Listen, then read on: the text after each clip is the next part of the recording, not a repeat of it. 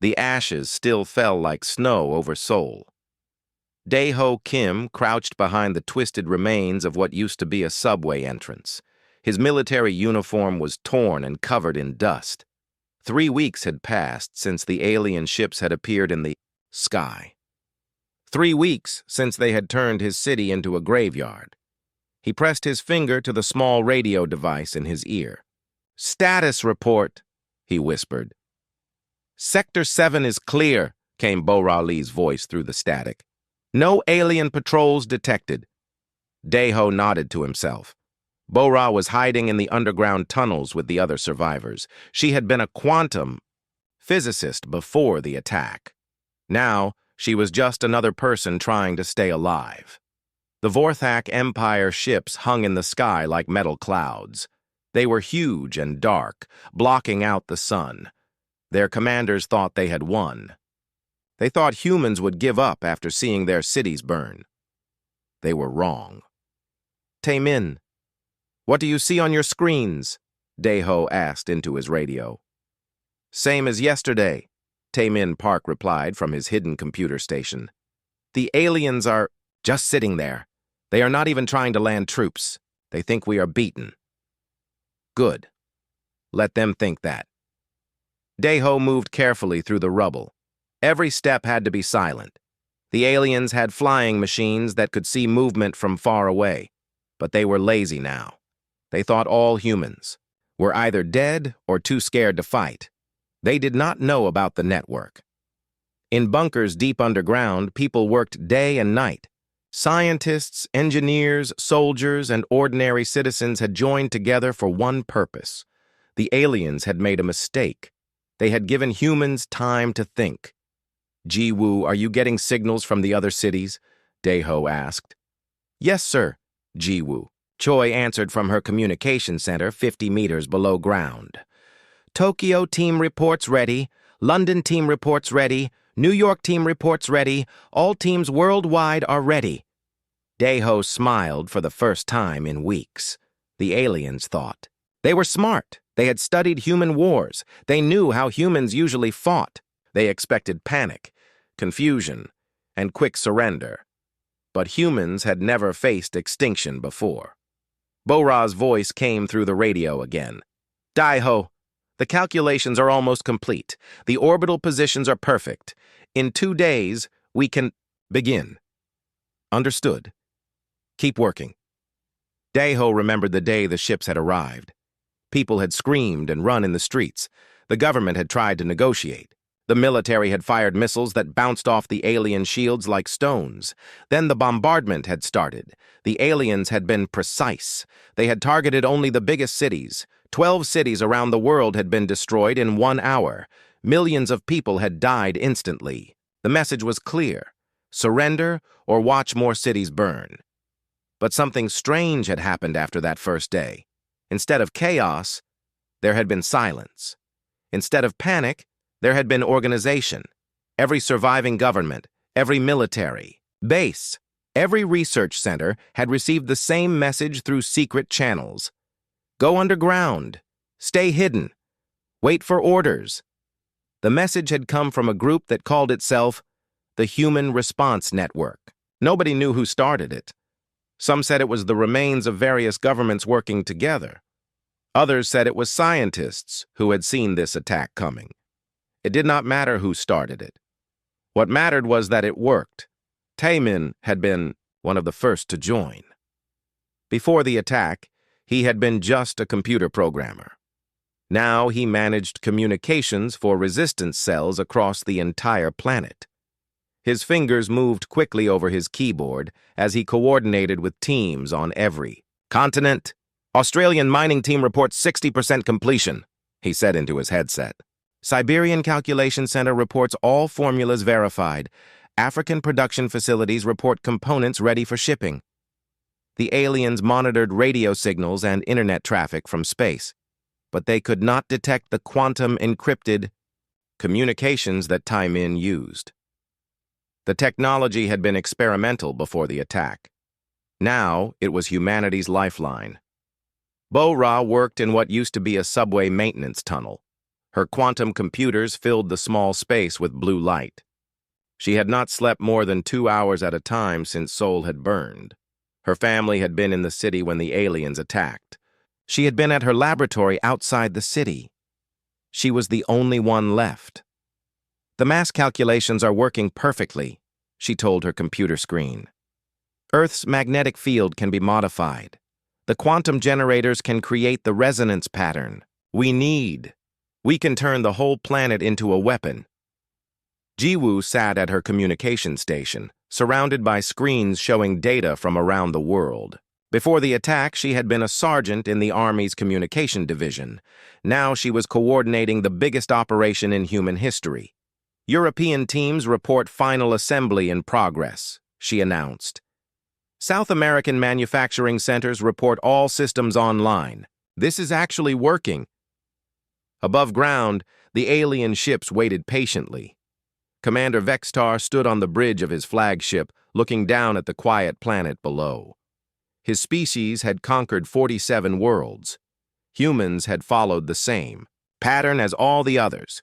First came resistance, then desperation, then acceptance. "Still no surrender signals?" he asked his communications officer. "No, sir. The planet remains silent." "Their governments?" "No activity detected. We believe they are hiding underground, waiting for us to demand formal surrender." Vexatar nodded. "Let them wait a few more days.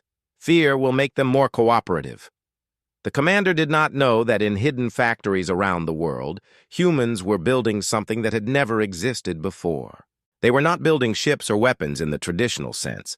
They were building a way to turn their entire planet into a railgun.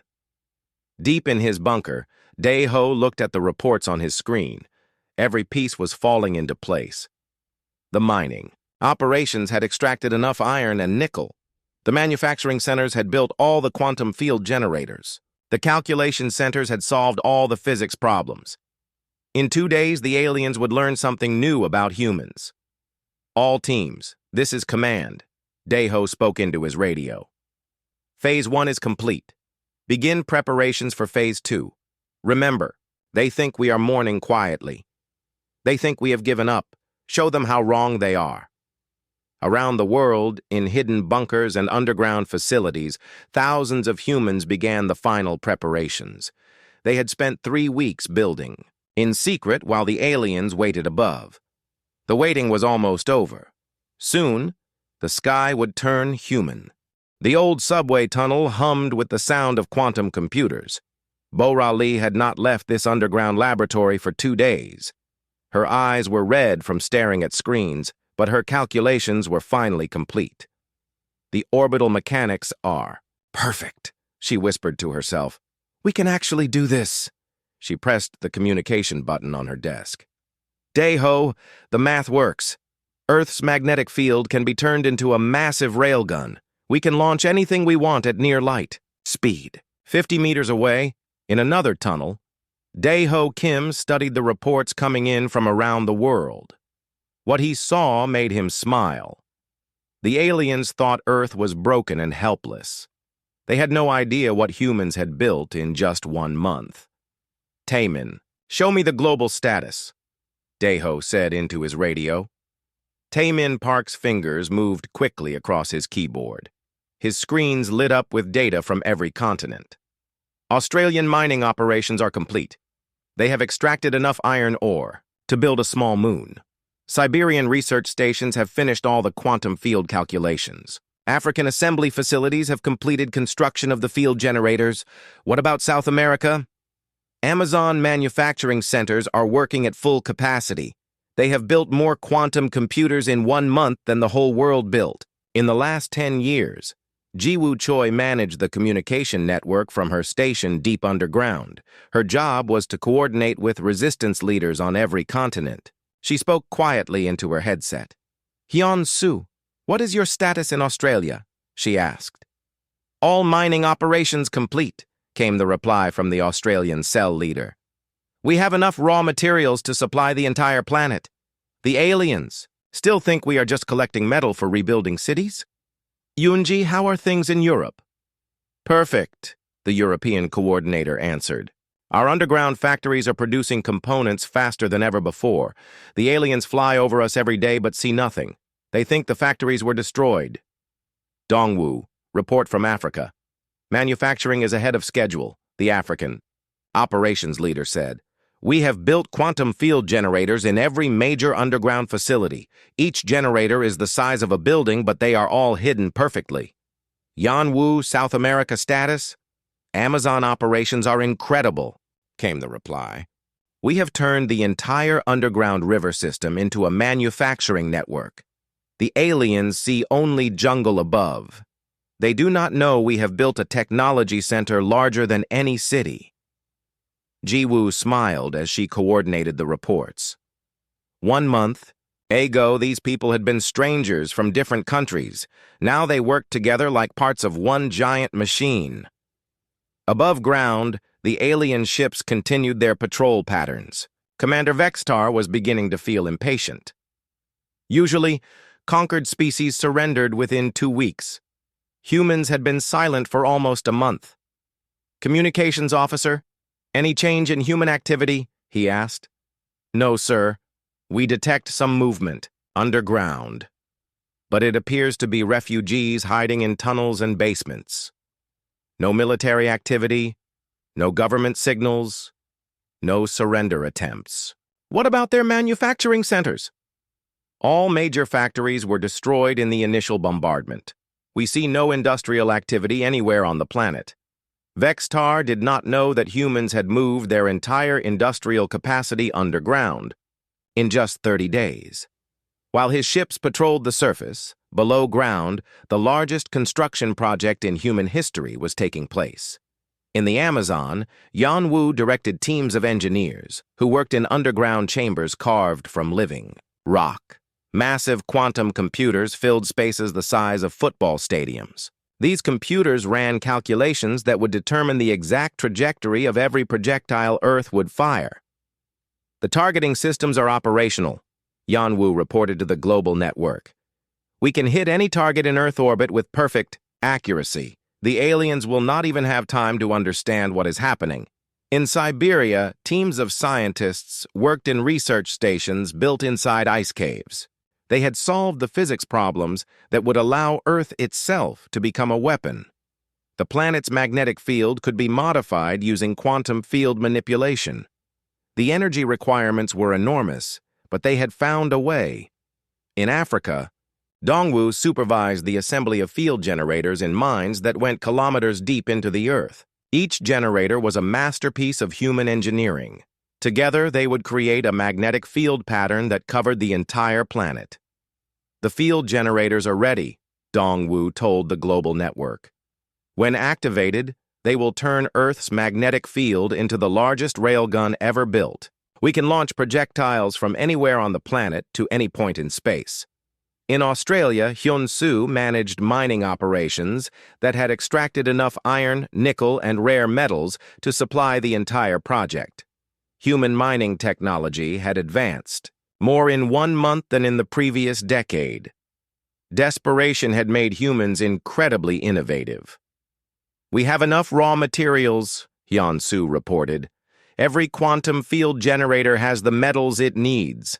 Every computer has the rare earth elements it requires. We can fire this weapon for hours if necessary. Bora worked frantically on the final calculations. Her quantum computers had modeled every possible scenario.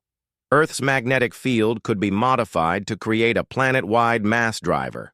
Chunks of the planet's crust could be accelerated to incredible speeds and launched at targets in space. But physics are beautiful, she told Daeho over their communication link. We are not just building a weapon, we are turning the entire planet into a cannon. The energy will come from Earth's own magnetic field. The ammunition will be pieces of Earth itself. Taemin coordinated data flows between all the global teams. His quantum communication network allowed instant coordination between continents. The aliens could not detect or interrupt these communications. They thought humans were hiding in fear. Instead, humans were preparing the most coordinated attack in the history of warfare. All systems are synchronized, Taemin announced. Australian materials, Siberian calculations, African generators, Amazon computers, and European precision instruments are all connected. When we activate the system, every component will work as one giant machine. Daiho looked at the final reports. After 1 month of secret construction, humanity was ready. The aliens had made a fatal mistake. They had given humans time to think, plan, and build. All teams, this is command. Daiho spoke into his radio. Phase 2 is complete. All components are in position. All calculations are verified. All targeting systems are operational. Tomorrow we begin Phase 3. Around the world, in hidden bunkers and underground facilities, humans made final preparations. They had spent 1 month building while the aliens waited patiently above. The aliens thought humans were weak and broken. Tomorrow, they would learn the truth about human engineering. Commander Vextar stood on the bridge of his flagship, looking down at the quiet planet below. Today would be the day humans finally surrendered. His patience was running out, and it was time to demand their formal submission. Communications. Officer, prepare the surrender broadcast. Tell the humans they have 1 hour to respond or we will destroy another city. Yes, sir. Preparing broadcast now. Vextar did not know that deep underground humans were counting down to something very different. 10 minutes until activation, Daiho Kim announced through the global communication network. His voice was calm, but his hands shook slightly as he checked his control panel one last time. In her underground laboratory, Bora Lee watched numbers scroll across her quantum computer screens. Every calculation had been checked and rechecked. The physics were perfect. In 10 minutes, Earth would become something that had never existed before. All field generators report ready, she said into her microphone. Magnetic field modification will begin in exactly 9 minutes and 30 seconds.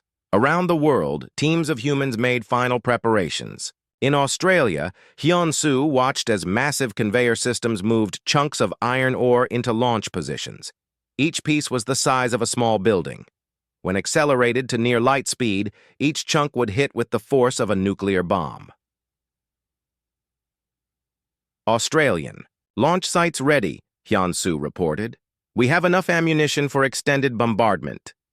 In the Amazon, Yan-Wu supervised the final startup sequences of the quantum computers. These machines would control the timing of every launch.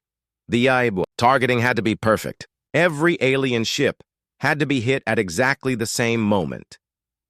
Amazon targeting systems online, Yan-Wu announced. We have precise coordinates for every alien vessel in Earth orbit.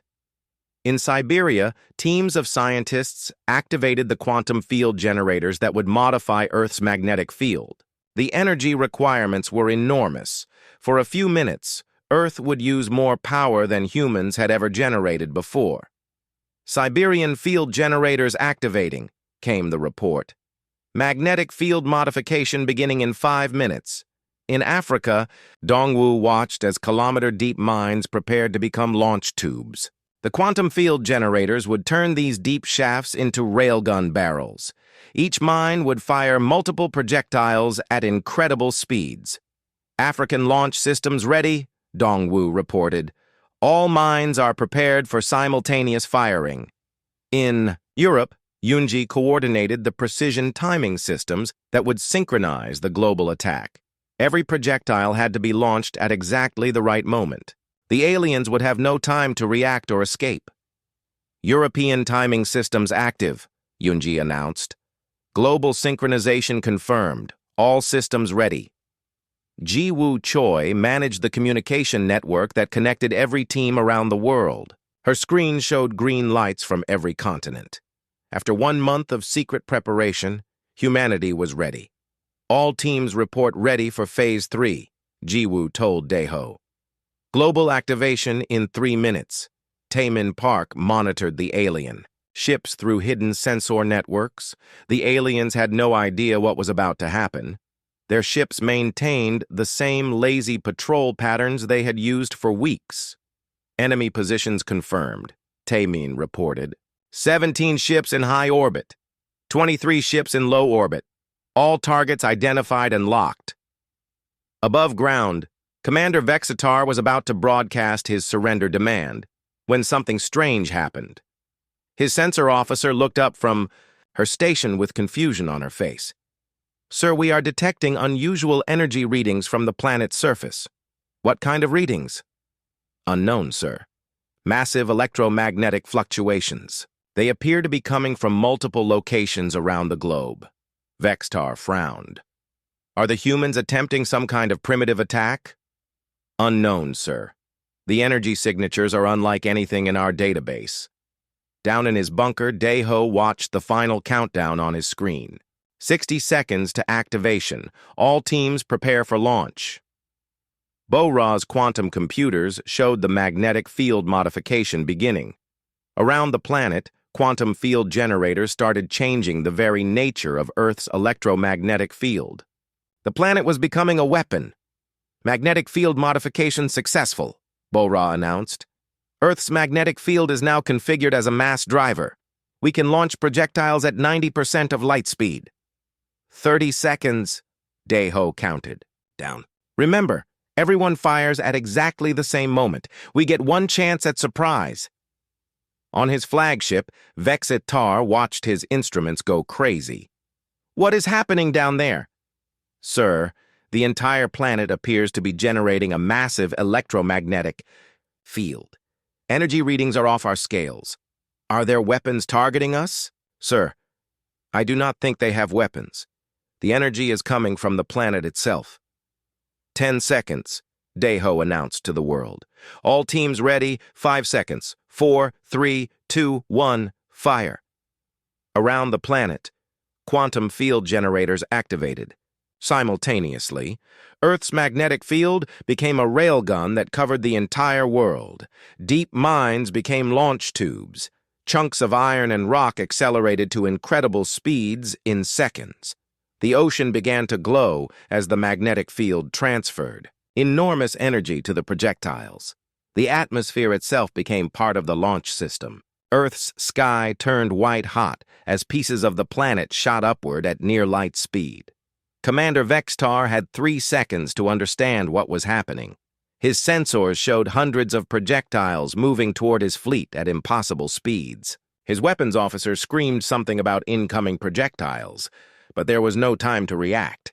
The first projectile hit Vexitar's flagship at 90% of light speed. The chunk of iron ore, accelerated by Earth's modified magnetic field, struck with more force than any weapon the aliens had ever seen. The flagship did not explode. It simply ceased to exist. Around Earth's orbit, every alien ship experienced the same fate. 40 alien vessels were destroyed in less than 5 seconds. The aliens had shields designed to stop energy weapons and conventional missiles. They were not designed to stop pieces of a planet moving at near light speed. In his bunker, Daeho watched the tactical display as every alien contact disappeared. All targets destroyed. I repeat, all enemy vessels destroyed. Around the world, humans in underground bunkers watched in amazement as their impossible plan actually worked. They had turned their entire planet into a weapon and used it to destroy an alien fleet in seconds. Bo-Ra looked at her instruments in wonder. "The magnetic field is returning to normal. Earth is stable. We did it without damaging the planet." "Status report from all teams," Jiwoo requested through the global network. "Australian systems nominal. Amazon computers operating normally. Siberian generators shutting down safely. African launch systems secure. European timing systems confirming mission success. Taman monitored space around Earth with his sensors. No alien contacts detected, no survivors, complete mission success." Daeho spoke into his radio to address every human who had participated in the impossible project. "All teams, this is command. Mission accomplished. They thought we would mourn. Quietly. They thought we were broken. They forgot that humans mourn with hammers." Above ground, Earth's sky slowly returned to normal. The white-hot glow faded. The electromagnetic storm calmed. But everything had changed. Humanity had just announced to the galaxy that Earth was no longer helpless. The news reached the Galactic Council within hours. 40 Vorthak warships had vanished from Earth's orbit. There were no distress calls, no wreckage, no survivors. The ships had simply stopped existing. Council member Thexal studied the tactical recordings in disbelief. This is impossible.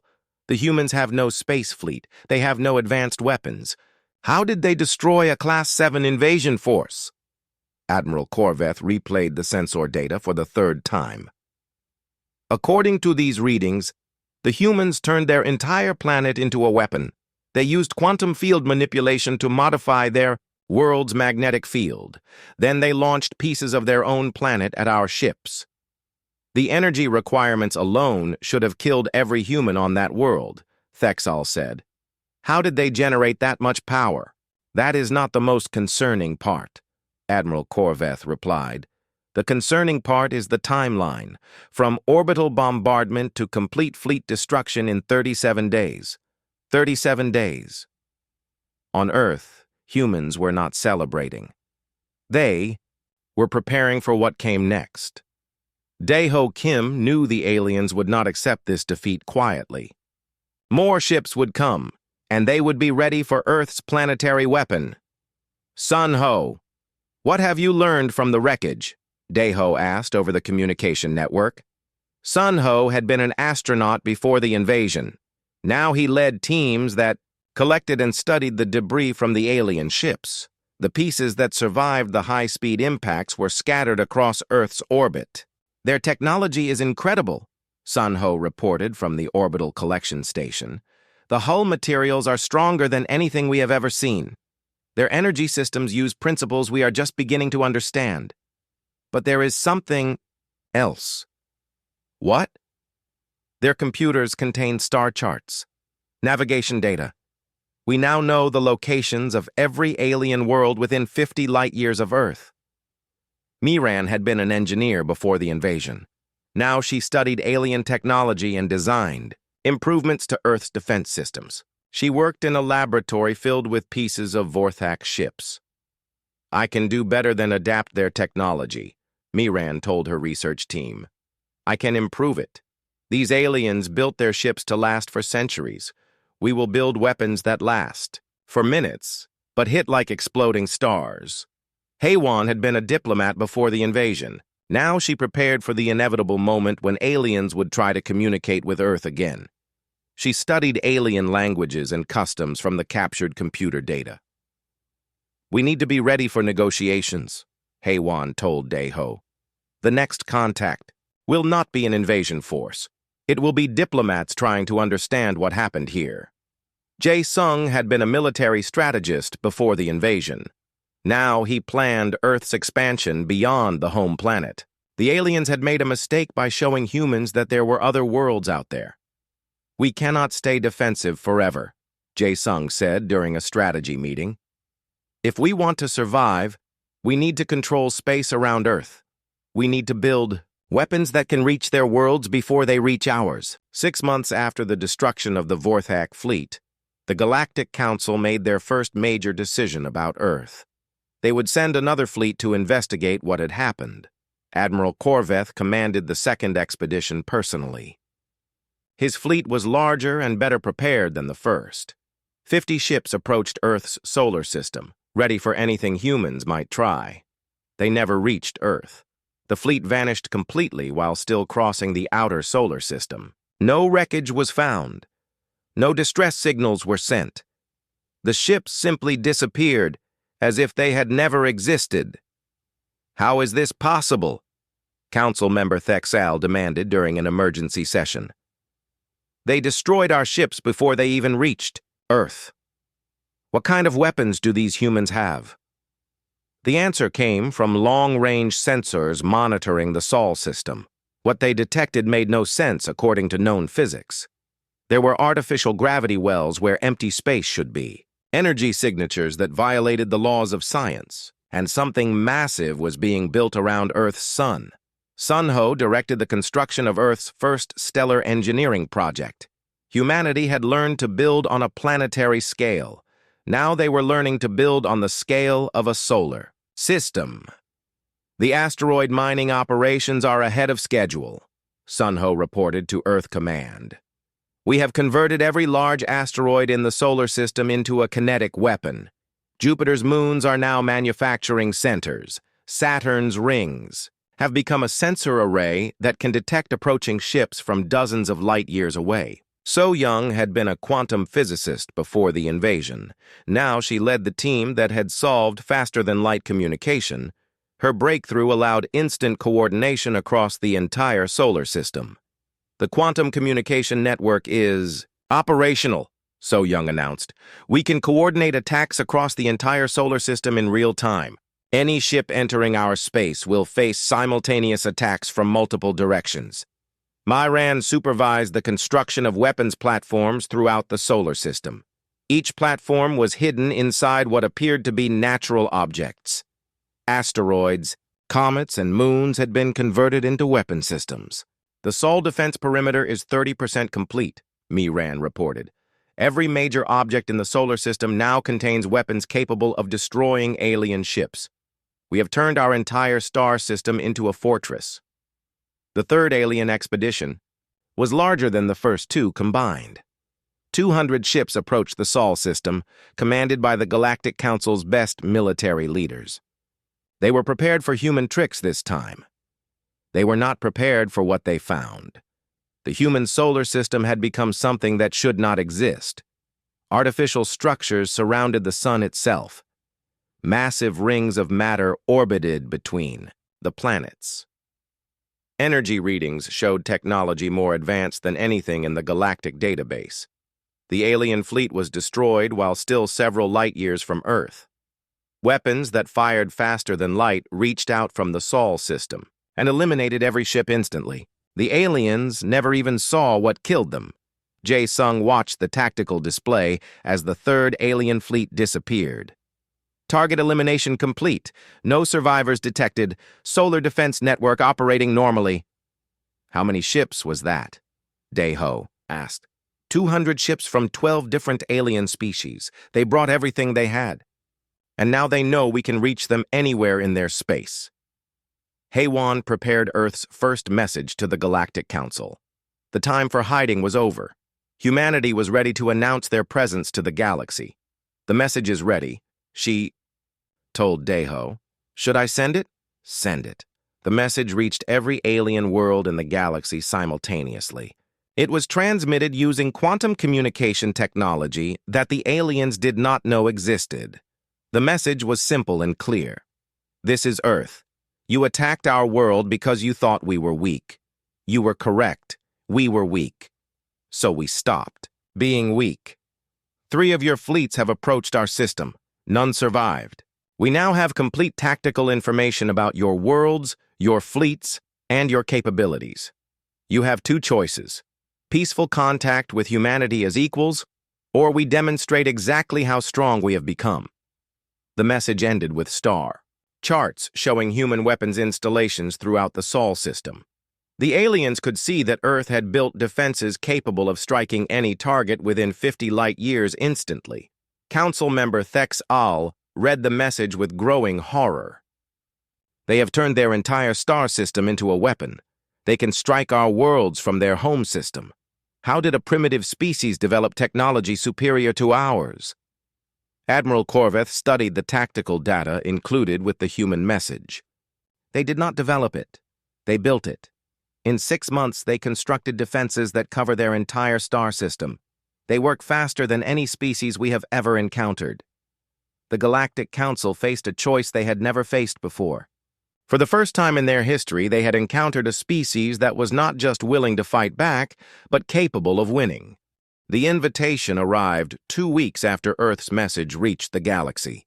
It was transmitted on all frequencies, in every known language, including several human languages the aliens had somehow learned. The Galactic Council formally invites representatives of Earth to attend diplomatic negotiations on the neutral world of Kepler Station. We seek peaceful resolution and mutual understanding. Wu Jin had been a trade negotiator before the invasion. Now he would become the first human to leave the solar system as Earth's official representative. He stood in the shuttle bay of humanity's newest creation, a ship built from captured alien technology and human engineering. "Are you ready for this?" Daeho asked through the communication link. "As ready as anyone can be for making first contact. With an entire galaxy," Wu Jin replied. "The diplomatic protocols are prepared. The demonstration materials are loaded. They will understand exactly what they are dealing with." The human ship that left Earth's solar system was unlike anything the galaxy had ever seen. It was built using alien hull materials but powered by human quantum technology. Most importantly, it carried weapons that could destroy entire fleets instantly. Kyung-min commanded the Seoul Defense Network from the massive orbital station that now surrounded Earth's sun. The Dyson Swarm project was ahead of schedule. In 2 years, humanity would have access to the entire energy output of their star. "Wu Jin's ship has cleared the solar system," Kyung-min reported to Earth Command. "All defense networks remain active. If these negotiations go badly, we are prepared for immediate action." So Young monitored the quantum communication network that now connected human installations across dozens of light years. Her breakthrough in faster-than-light communication had given humanity a decisive advantage over every other species in the galaxy. "Real-time communication with Wu Jin confirmed," So Young announced. "All defense platforms report ready status. The galaxy may be large, but we can coordinate attacks faster than they can coordinate defense." At Kepler Station, representatives from 47 alien species waited in the massive diplomatic complex. None of them had ever negotiated with a species that had destroyed 3 of their combined fleets. The humans were an unknown quantity, and that made them dangerous. Council. Member Thexal reviewed the files on human military capabilities one more time. The data was terrifying. In less than 1 year, humans had progressed from a primitive planetary species to builders of stellar-scale weapons. "What do we know about their diplomatic intentions?" asked Admiral Korveth. "Nothing," Thexal replied. "They have sent only one message, and it was essentially a threat. We know they can destroy our worlds, but we do not know what they want." When Wu Jin's ship arrived at Kepler Station, every sensor in the system focused on it. The vessel was smaller than most diplomatic ships, but the energy readings it produced were off the scale. Whatever weapons it carried could probably destroy the entire station. "This is Earth Diplomatic Vessel Harmony, requesting permission to dock," Wu Jin transmitted on the standard diplomatic frequency. "Permission granted," came the nervous reply from station control. "Please proceed to Diplomatic Bay 7. Wu Jin walked into the main conference chamber where representatives of 47 species waited. He was alone, carrying only a small case with diplomatic materials.